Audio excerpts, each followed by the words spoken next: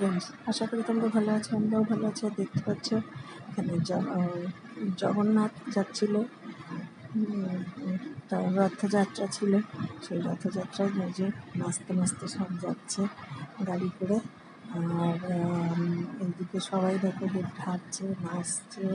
আর এদিকে সাথে সাথে পুলিশরাও যাচ্ছে, প্রোটেকশন দিয়ে দিয়েছে।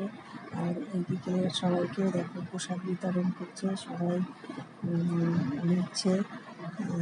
এটার জন্য সব থেকে বেশি দড়ি টানা, সবাই দেখো দড়ি ধরে হাঁটছে। আর এই যে মেন রথযাত্রার রথ যাচ্ছে।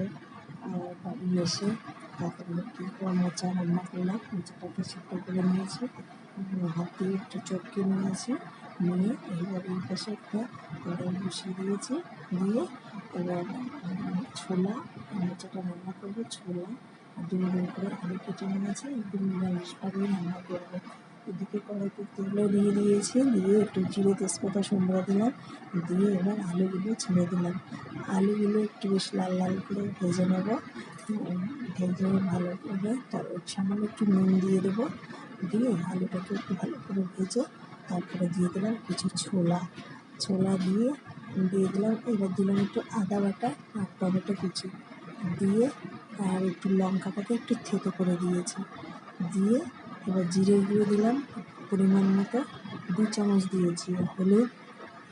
আর এবার সিদ্ধ করে রাখা মোচা দিয়ে এবার ভালো করে বেশ কষাবো ঢাকা দিয়ে। আর মোচা কিন্তু রান্না করে সবসময় ঢাকা দিয়ে। আর মোচা হলে তো কোনো কথাই হয় না, মোচা আমরা সবাই ভালো খাই।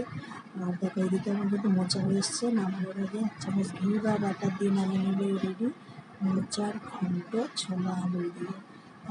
আর আমার চ্যানেলটি যদি তোমাদের ভালো লেগে থাকে, অবশ্যই আমাকে লাইক, শেয়ার, কমেন্ট, সাবস্ক্রাইব করতে কিন্তু ভুলো না বন্ধুরা। আর বেশি বেশি করে শেয়ার করে দাও। আর দেখো নামিয়ে নিয়েছি, একদম দেখতে কত ভালো লাগছে।